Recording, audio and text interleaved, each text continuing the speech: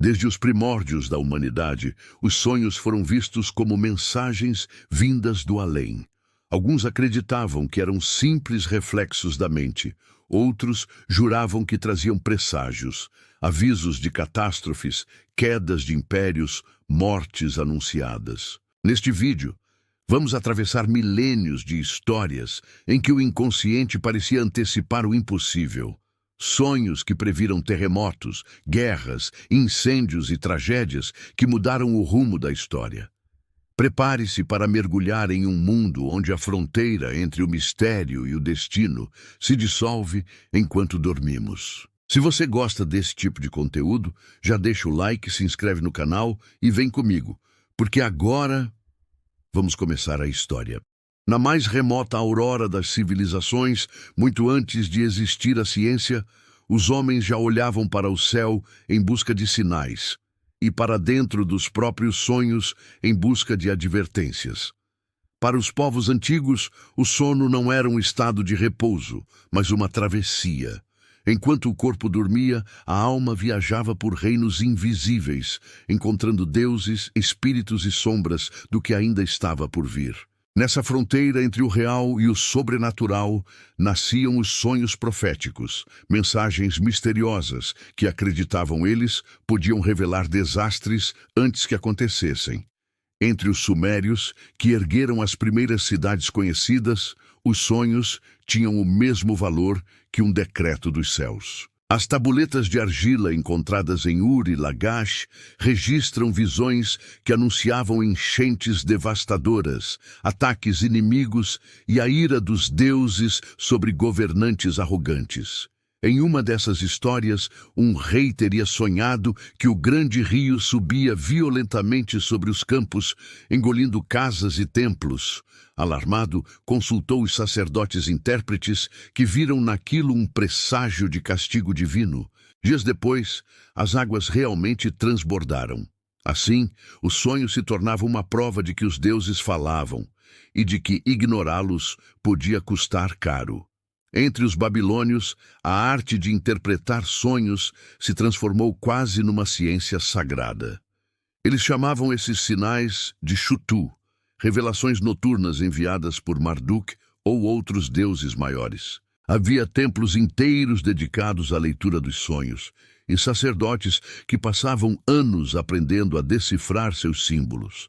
As tabuletas conhecidas como Ishkar Zakik, literalmente livro dos sonhos, reuniam centenas de exemplos. Sonhar com fogo significava guerra. Sonhar com água turva era sinal de praga. Sonhar com o próprio corpo ferido podia anunciar a morte de um parente. Cada imagem tinha um valor premonitório preciso, e os reis confiavam nesses especialistas tanto quanto em seus generais. Em Nínive, conta-se que um vidente advertiu o rei Assaradão após um sonho em que o sol desaparecia atrás de uma nuvem negra. O presságio foi interpretado como um eclipse de poder, uma ameaça à estabilidade do trono. Pouco tempo depois, rebeliões estouraram nas províncias. O sonho, que poderia ter sido apenas um reflexo de ansiedade, virou um testemunho divino. Para aquele mundo, não existia coincidência. Tudo era mensagem. No Egito, a crença ganhava um tom ainda mais místico. Os sonhos eram vistos como encontros diretos com o mundo dos deuses. Dormir era, de certo modo, morrer por algumas horas e despertar, renascer com um fragmento de sabedoria trazido do além. Havia papiros dedicados exclusivamente à interpretação onírica, como o Livro dos Sonhos de Chester Beatty, que descrevia presságios para quase todas as situações possíveis. Sonhar com crocodilos era sorte, sonhar com águas agitadas era sinal de perigo. Mas o que mais fascinava os egípcios eram os sonhos em que o faraó recebia instruções de divindades, alertas sobre desastres, pestes ou guerras.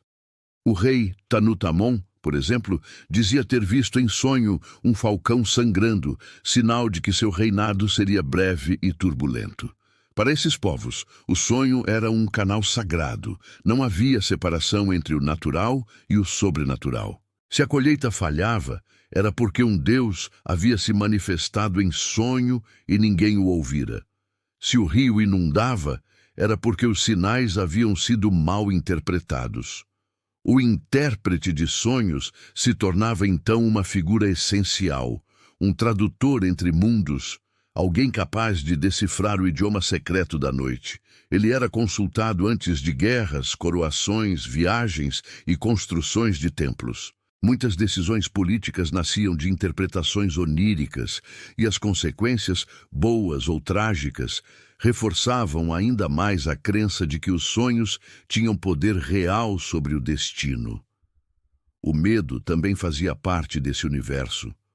Um sonho ruim podia lançar terror sobre uma cidade inteira. Se um governante sonhasse com o colapso de suas muralhas, os sacerdotes se apressavam em realizar sacrifícios e rituais de purificação. O pânico coletivo era uma forma de reverência. Afinal, um presságio ignorado podia se transformar em ruína. Os deuses falavam em símbolos, e o homem, imperfeito, tentava entender sua linguagem antes que fosse tarde demais. Assim, desde o berço das civilizações, o homem aprendeu a temer o que sonhava. As visões noturnas não eram apenas reflexos de desejos ou medos, mas mapas do que poderia vir. Cada noite era uma roleta divina. O que se revelaria? Bênção ou desastre? E à medida que o mundo crescia em complexidade, essa crença também se refinava. O sonho, essa névoa entre o real e o invisível, tornava-se uma das formas mais antigas de profecia. E talvez a mais assustadora, porque, diferentemente das palavras dos oráculos, os sonhos vinham de dentro, mas pareciam falar por alguém muito maior. Nos relatos bíblicos e orientais, os sonhos aparecem não apenas como símbolos, mas como instrumentos diretos da vontade divina, mensagens enviadas para alertar, punir ou preparar os homens para o inevitável. É nesse cenário que os sonhos proféticos assumem um papel dramático, o de antecipar o desastre, de revelar o que está prestes a se romper no equilíbrio do mundo. A história do faraó e de suas vacas magras e gordas é talvez o exemplo mais conhecido dessa tradição. Conta o Gênesis que o soberano do Egito teve duas visões misteriosas: 7 vacas gordas devoradas por 7 vacas magras e 7 espigas cheias engolidas por espigas secas. Nenhum sábio do palácio soube explicar o enigma, até que José, o hebreu preso nas masmorras, foi chamado. Ele decifrou o sonho como um aviso de Deus. 7 anos de fartura seriam seguidos por 7 de fome.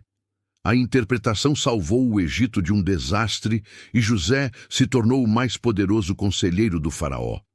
Nesse episódio, o sonho não é apenas uma metáfora, mas um plano divino revelado em imagens. O faraó, apesar de sua força e riqueza, torna-se vulnerável diante do mistério. Sua soberania depende da leitura correta de um presságio noturno. Essa ideia ecoaria por milênios, o poder humano submetido à linguagem dos sonhos e o sonho como veículo da providência, às vezes da salvação, outras da destruição. Em outras tradições do Oriente, o mesmo padrão se repete. Entre os persas, acreditava-se que Ahura Mazda, o deus da luz, enviava advertências através de sonhos para proteger os justos dos planos do mal.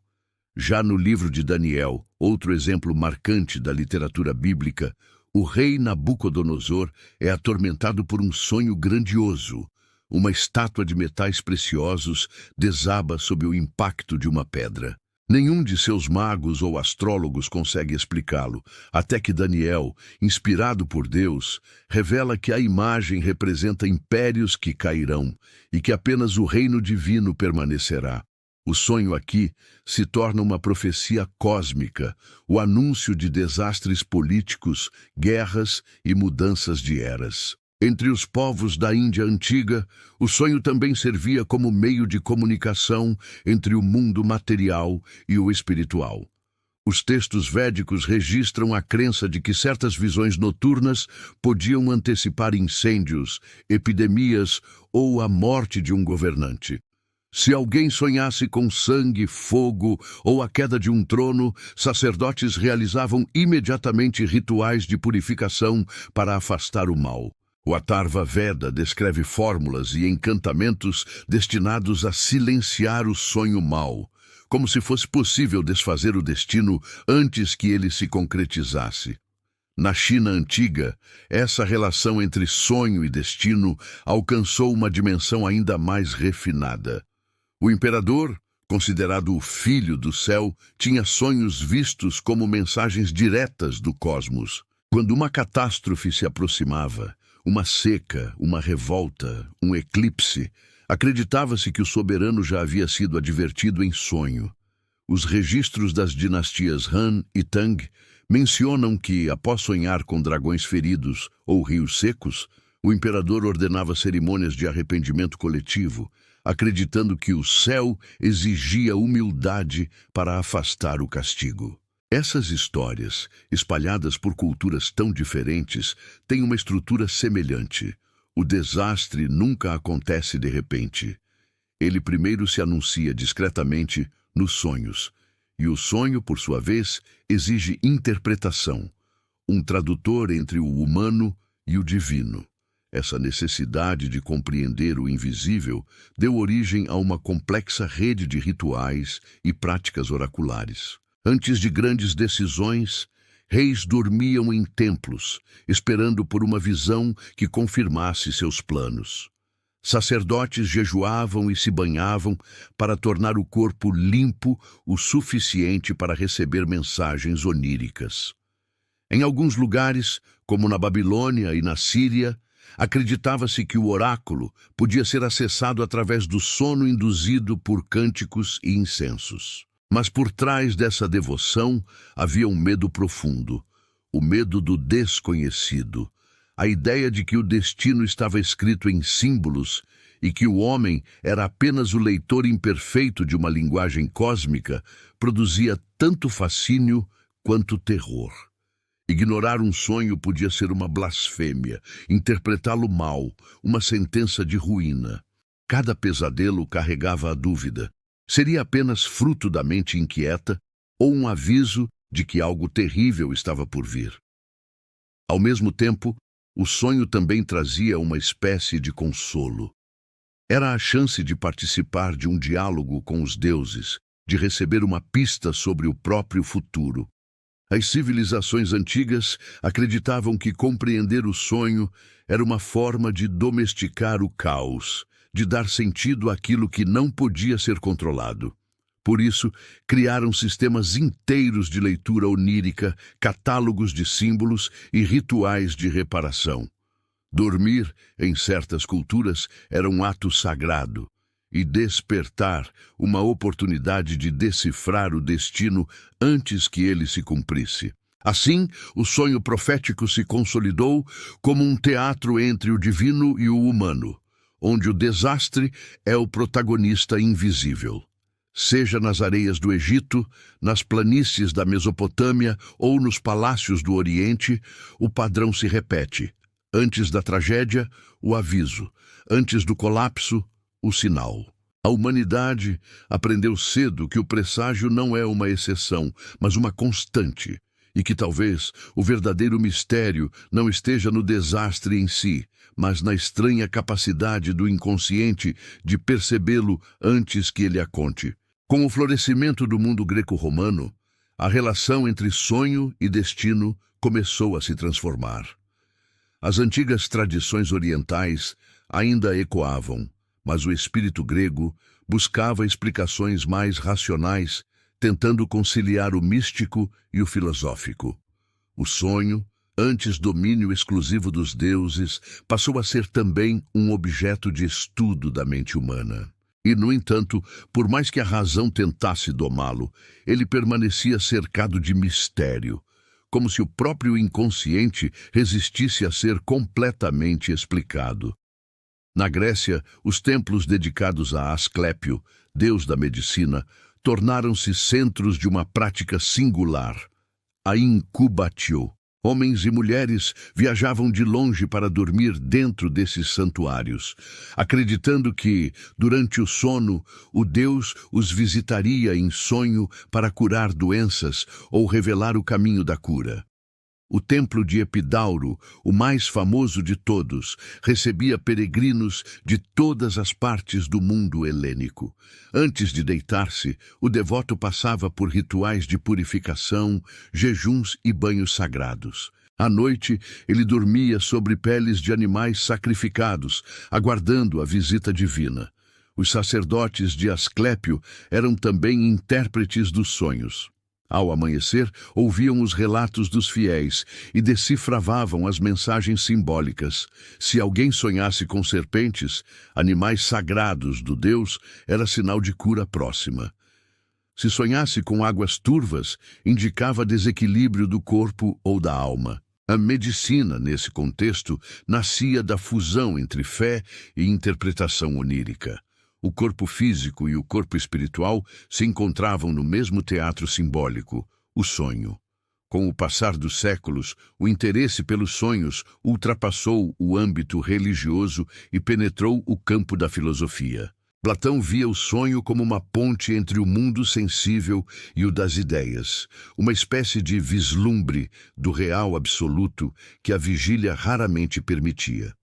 Aristóteles, mais pragmático, dedicou um tratado inteiro ao tema, sobre os sonhos, de Insomniis, tentando compreender o fenômeno com base nas causas naturais. Para ele, os sonhos não vinham dos deuses, mas dos sentidos internos, das impressões que a alma guardava após o dia. No entanto, o próprio Aristóteles admitia que, às vezes, o sonho parecia antecipar o futuro. Não por intervenção divina, dizia, mas porque a mente, mais livre durante o sono, podia perceber sinais sutis que escapavam à razão desperta, o cheiro de uma doença, o pressentimento de um desastre. Essa tentativa de racionalizar o mistério não o extinguiu, apenas o reorganizou. Os romanos herdaram essa ambiguidade e a transformaram em prática cotidiana.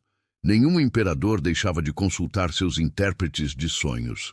Júlio César, segundo Suetônio, teria sido advertido em sonho por Calpurnia, sua esposa, que via o marido ensanguentado nos degraus do Senado. Ignorou o aviso e foi assassinado na manhã seguinte.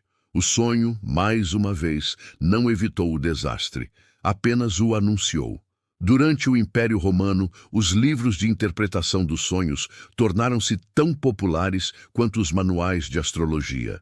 O mais célebre deles foi o Oneirocrítica, de Artemidoro de Daudes, uma obra monumental do século II d.C., que catalogava milhares de símbolos oníricos e seus significados.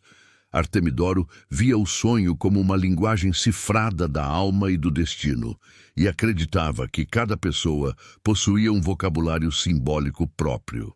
Ele distinguia dois tipos de sonhos: os que refletiam o presente, como ecos da mente, e os que revelavam o futuro, os oneiroi prophetikoi. Para estes, não havia explicação lógica. Eram vislumbres inevitáveis do que estava prestes a acontecer. Mesmo no auge da razão clássica, os gregos e romanos continuavam a temer o poder premonitório das imagens noturnas. Há registros de generais que cancelaram campanhas militares após sonhos perturbadores, de cidades que realizaram sacrifícios para apaziguar deuses ofendidos, de famílias inteiras que interpretavam pesadelos como anúncio de pragas ou incêndios. Um relato de Tácito descreve como, pouco antes do incêndio de Roma, muitas pessoas sonharam com labaredas devorando o Capitólio. Quando o fogo realmente consumiu a cidade, ninguém duvidou de que o presságio havia sido verdadeiro. O sonho, nesse período, tornou-se um espelho da tensão entre fé e razão.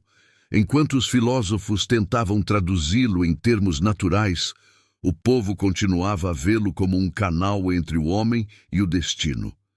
Era, ao mesmo tempo, um reflexo interior e uma mensagem cósmica. O raciocínio e o misticismo coexistiam como duas faces da mesma busca. Entender o que o inconsciente parecia saber antes do mundo acordar. A ideia de que o sonho podia antecipar o desastre resistia, porque respondia a uma necessidade humana profunda, a de encontrar sentido no imprevisto. Os gregos acreditavam que os deuses se comunicavam de forma sutil e que o homem sábio era aquele capaz de interpretar os sinais antes que se tornassem tragédia. Assim, mesmo em uma era que celebrava a lógica, a sombra do destino continuava presente nas noites dos homens. Ao cair o sol sobre Atenas ou Roma, o mundo voltava a se calar, e cada um, ao adormecer, tornava-se um viajante entre dois domínios, o da razão e o do mistério. No silêncio dos templos e das casas, os sonhos ainda traziam presságios. A ruína de um império, a doença de um governante, o fogo que devastaria cidades inteiras. E a cada manhã, ao despertar, o homem voltava a olhar para o céu, não em busca de deuses visíveis, mas tentando decifrar o enigma invisível que o visitara na escuridão. Na Idade Média, o mundo dormia sob o peso do sagrado. O sonho, que na antiguidade fora estudado por filósofos e médicos, voltou a ser dominado pela linguagem da fé. Em uma época em que a vida era breve e a morte constante, o invisível se tornava uma presença cotidiana. Epidemias, guerras e desastres eram vistos como expressões da vontade divina.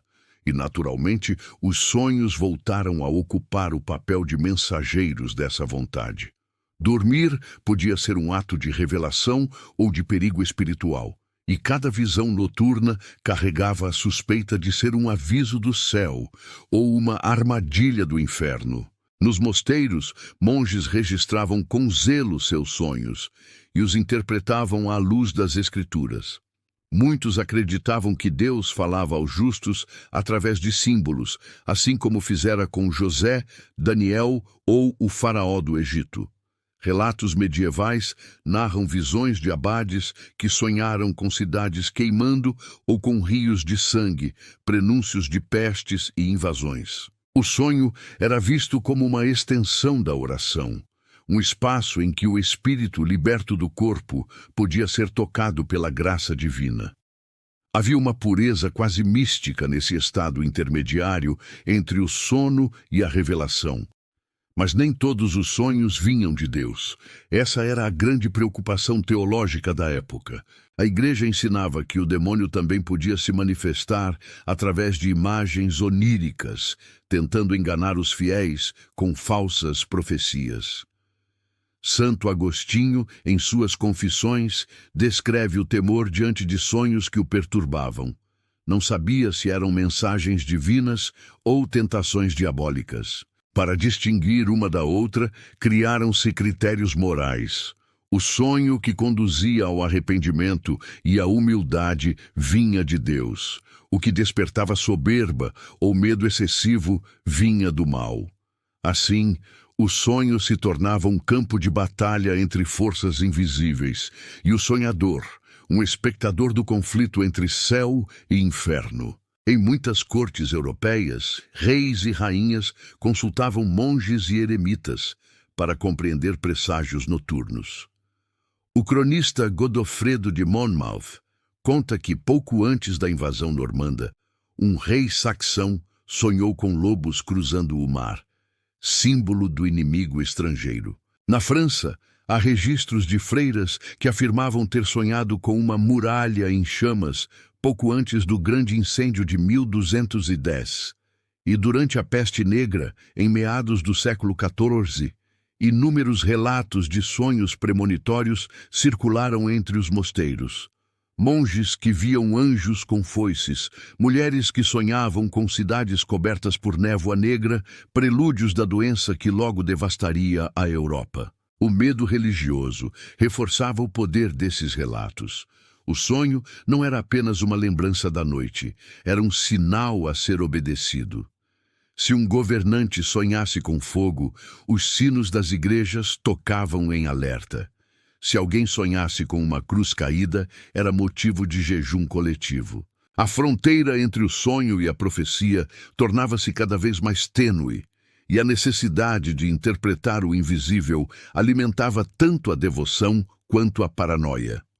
Com o passar dos séculos e o lento renascimento do pensamento racional, surgiram vozes que tentaram devolver ao sonho um significado mais humano.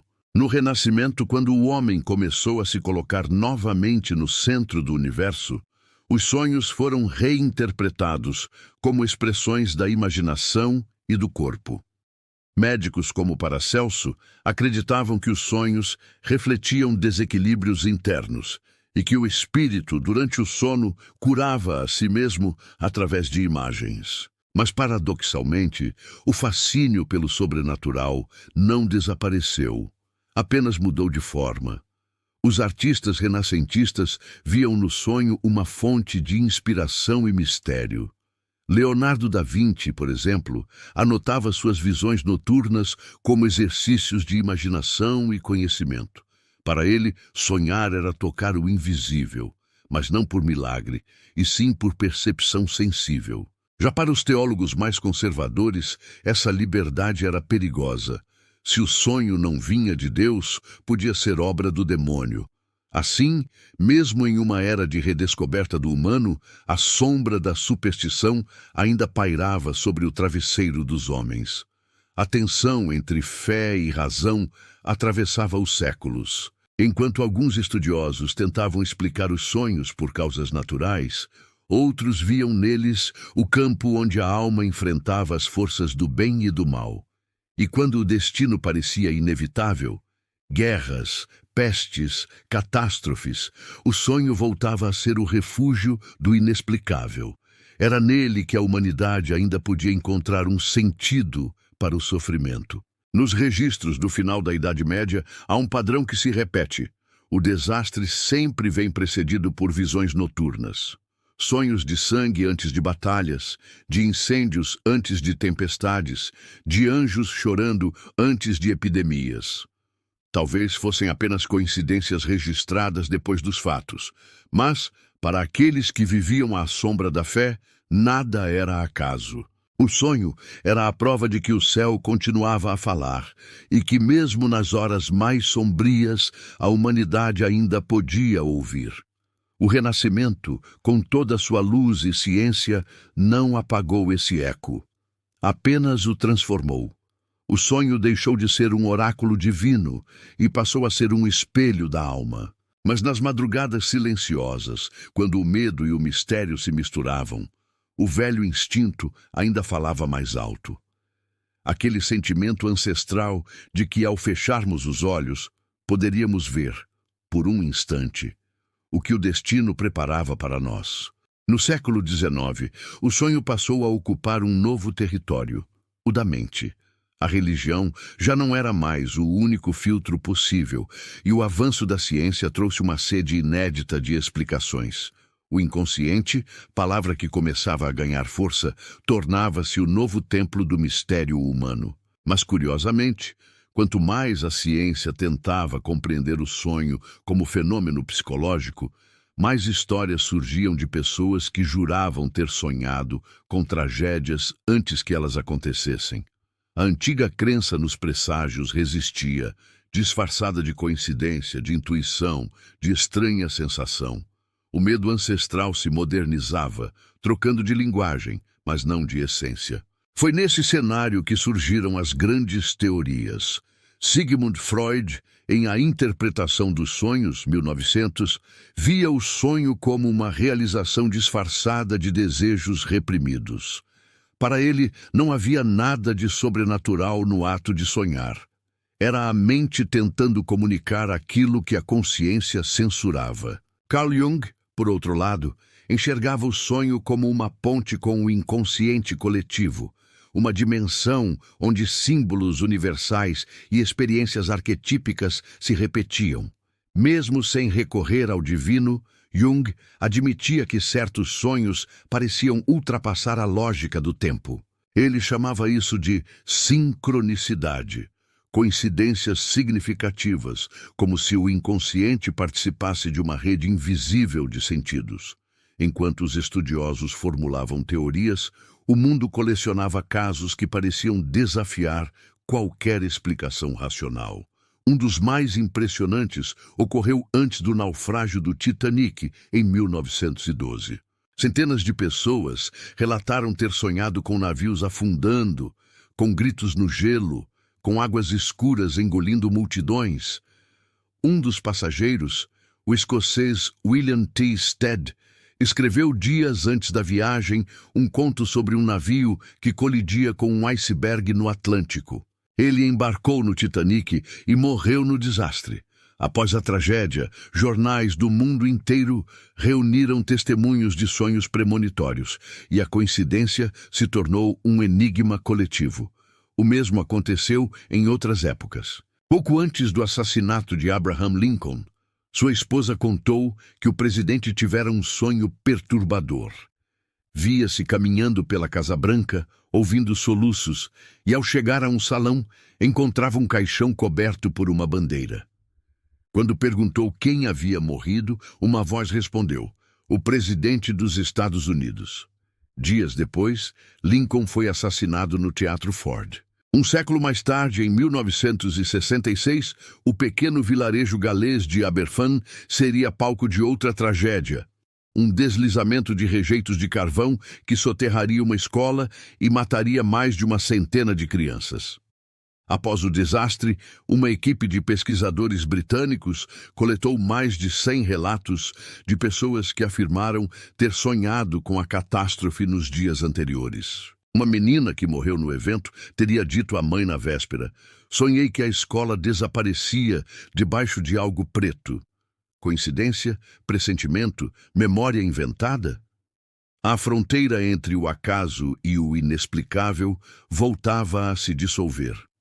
Essas histórias ganhavam força porque pareciam dar forma ao que a ciência não podia medir: a sensação de que o ser humano capta o perigo antes que ele aconteça. Em tempos de guerras e revoluções, o sonho tornava-se o espelho das ansiedades coletivas.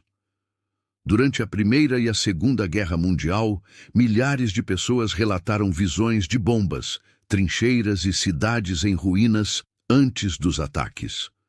Psiquiatras como J. W. Dunn e J. B. Ryan estudaram a possibilidade de sonhos precognitivos, mas mesmo com estatísticas e experimentos, o mistério persistia. Nenhuma teoria explicava por que a mente humana parecia, às vezes, antecipar o desastre. A psicologia acabou reconhecendo o poder emocional dessas coincidências. Quando uma tragédia ocorre, o cérebro procura sentido e revisita memórias recentes em busca de sinais que confirmem uma intuição anterior. Assim, muitos sonhos premonitórios poderiam ser reconstruções feitas depois do fato, moldadas pela necessidade de acreditar que havia um aviso. Mas isso não diminui o fascínio. Pelo contrário, reforça a ideia de que, mesmo na modernidade, o inconsciente continua a ser o nosso oráculo. Com o avanço da tecnologia e da comunicação, o antigo sonho profético se transformou em pressentimento. Agora, as pessoas não esperam mais a visita dos deuses. Confiam nas sensações inexplicáveis, na intuição súbita, no arrepio que precede a tragédia. É a mesma estrutura ancestral, mas com nova roupagem. Em vez de sacerdotes, temos psicólogos. Em vez de templos, laboratórios de neurociência. E mesmo assim, o sentimento persiste. O de que algo dentro de nós sabe mais do que podemos admitir. A modernidade não destruiu o misticismo dos sonhos, apenas o disfarçou sob o nome de psicologia. As visões noturnas que antes anunciavam a ira dos deuses agora são interpretadas como manifestações do inconsciente, mas o efeito emocional é o mesmo. Ainda sentimos o medo, ainda buscamos significado. O sonho, afinal, continua a ser o espaço onde a lógica dorme e o mistério desperta. Nos séculos XIX e XX, o ser humano trocou o altar pela razão, mas o enigma permaneceu.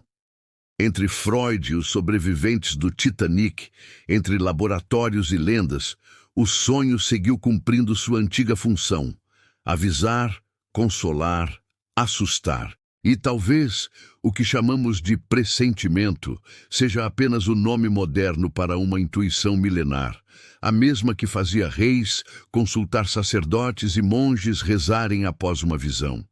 O medo ancestral, agora vestido de ciência, continua sussurrando no escuro. O futuro, de algum modo, ainda fala conosco enquanto dormimos. Mesmo depois de séculos de teologia, filosofia e ciência, a pergunta permanece: por que ainda acreditamos que os sonhos podem prever o futuro? Talvez porque, no fundo, o mistério nunca foi realmente resolvido. A ciência descreveu as fases do sono, mediu impulsos elétricos no cérebro, mapeou a atividade dos neurônios, mas nenhuma dessas descobertas foi capaz de explicar a sensação inquietante de que, às vezes, sonhamos com o que ainda não aconteceu. O sonho continua a escapar das redes da razão, e é justamente essa fuga que o torna tão humano. Ao longo da história, mudaram-se os deuses, os impérios e os métodos, mas o sonho manteve seu poder simbólico. Ele continua a ser o espaço onde a ordem se dissolve, onde o tempo se confunde e o eu se fragmenta. Quando dormimos, atravessamos um território em que o passado, o presente e o futuro se misturam como se fossem uma única substância. É nesse terreno que o inconsciente cria suas metáforas e, às vezes, parece pressentir o desastre. No século XXI, o sonho foi reduzido a um fenômeno biológico, um subproduto da memória e da emoção. Mas, ao mesmo tempo, milhões de pessoas continuam a relatar visões premonitórias. Sonhos que anunciam mortes, acidentes, catástrofes, coincidências demais para serem ignoradas, mas insuficientes para serem provadas. O que a ciência chama de acaso, o coração insiste em chamar de sinal.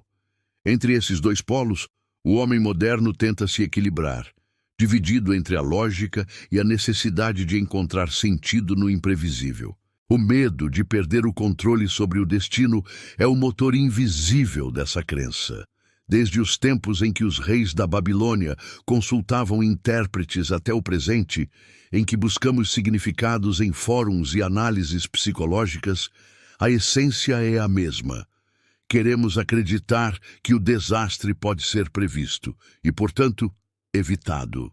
Sonhar com a tragédia é uma forma de enfrentá-la antes que ela ocorra, de preparar o espírito para o que o corpo ainda não sabe.